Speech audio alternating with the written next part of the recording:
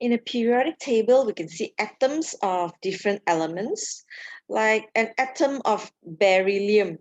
So we can see what's in an atom of beryllium. There are 4 protons, there are 9 protons plus neutrons, meaning I have 5 neutrons. That's why it weighs 9. So that's a beryllium atom. Okay, so these are atoms. And what are elements then? So I give you an example of an atom. Atom is just one piece of this. So things that occur as atoms usually are in the group 8. So I'll just draw a helium. This is an atom. If I have another helium, it's probably far away. So they just occur as one by itself. Okay, then what are elements? Elements must be only one type of atom. For example, nitrogen comes in 2, but it's the same atom, right? It's just 2 nitrogen atoms, so this is an element.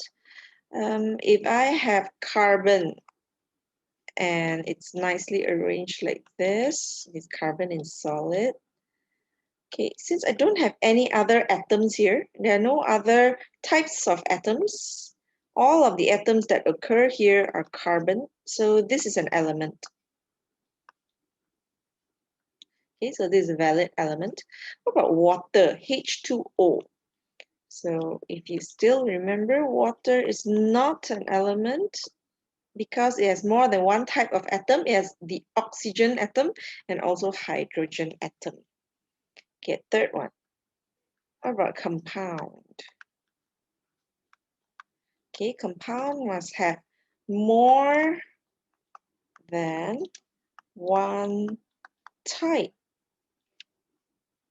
of atom. Okay, so it shouldn't be only one type. So now nitrogen is not a compound because it only has the nitrogen atoms in it. Okay, water. Is this a compound? Yes. Now it's a compound. What else is a compound? The salt that you eat. That's sodium chloride. And I arrange it nicely like this, like how solids should be arranged, right? Nicely with regular patterns. Okay, so that's a compound because it has more than one type of atom. What about molecules? Molecule just need to have more than one atom. But it doesn't have to be more than one type of atom. Okay, so it can be the same type. So here I highlight more than one type of atom. So there's O and there's H, there's Na and there's Cl.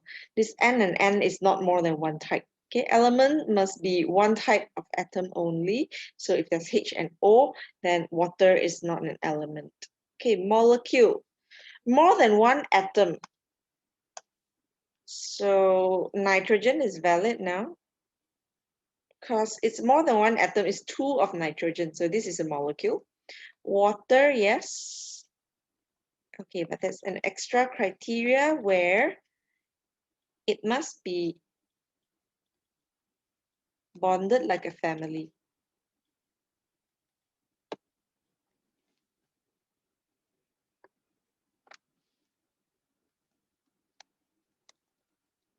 Okay, this is to help you remember. So we don't use the word family for chemistry. It's just something for you to imagine.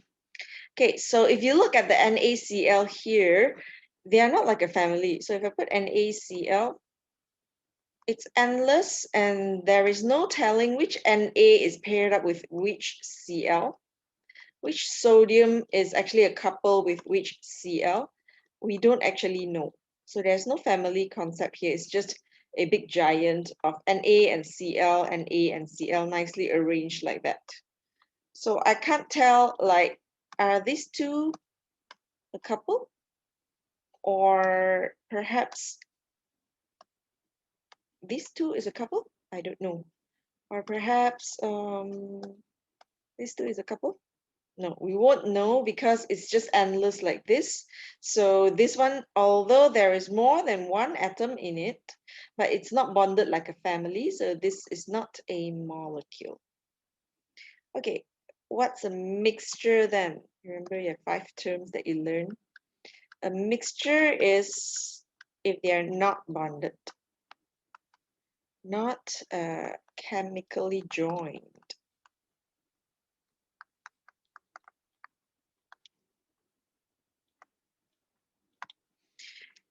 Okay, so it can be a mixture of some atoms, some elements, a mixture of some compounds, or a mixture of some molecules, as long as they're not chemically joined. So example of mixtures, remember, salad.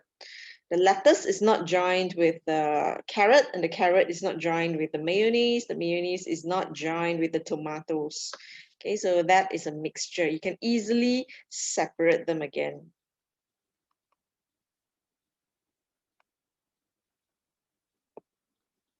Unlike compounds.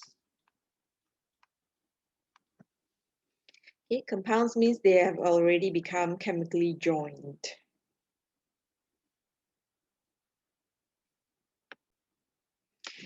We have metals and non-metal elements.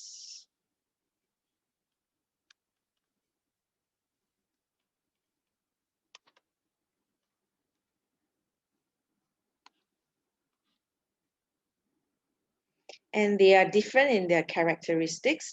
Generally, metals, they have high melting and boiling point, while non-metals, they usually have low melting and boiling point. But remember, I told you there are exceptions, such as diamond, graphite. Those are non-metals, those are carbon, but they have very high melting boiling point. So this is just generalizing, okay? High melting boiling point. Next thing is conduct electricity.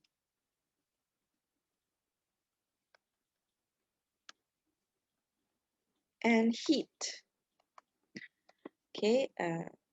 Poor conductors. So non-metals, they are poor conductors of heat and electricity. Okay, metals, they are sonorous. Remember what sonorous is? That clanging sound. Non-metals don't do that. Shiny. If they're a solid, then they're dull.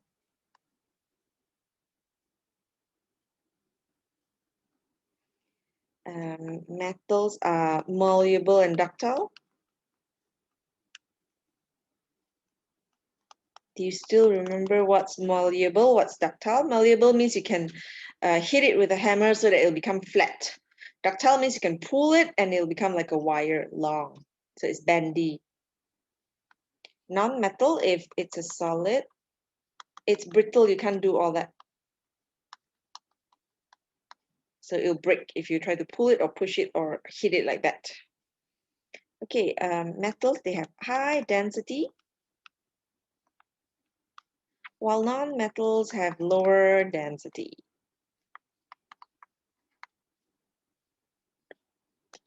And what's in between metal and non-metal? If they have a little bit of each characters, those in-betweens are called metalloids. They show a bit of metal properties and they show a bit of non-metal properties. Okay, so how do you name them? If you have a piece of sodium and you have a piece of chlorine, which is a non-metal. So metal and non-metal, when they join together, their names are going to be sodium, you just copy again. And chlorine is going to end up with an ite at the back, so chloride. So same goes. If you have a piece of calcium and then you have bromine, so it's going to be calcium bromide. So if you have potassium and then you have phosphorus, so you have potassium phosphide. If you have magnesium and then you have nitrogen, so you have magnesium nitride. So it ends with an ide. Okay, so this ide. What about non-metal, non-metal? So let's say I have a carbon and then I have one oxygen. So I'm going to name it carbon monoxide. But what if I have carbon and two oxygen? I'm going to have to name it carbon dioxide. Okay, so this mono, di, tri, tetra is only used if it's non-metal and non-metal. So if it is a metal and a non-metal, then we're not going to put the tri, mono, di, or whatever that is. Okay, so if non-metal and non-metal, for example, what else would we have? Phosphorus and say 3 chlorines, so phosphorus trichloride. So ide again.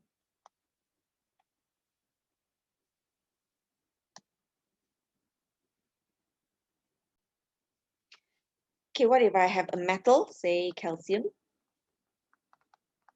And then I have 2 non-metals, and one of which is oxygen. So I have nitrogen and oxygen. So I'm going to name it calcium nitrate. So if I have one metal and 2 non-metals, and one of the non-metals is an oxygen, so I'm going to name the back of it 8. So for example, if I have potassium, carbon, and oxygen, that would be potassium carbonate.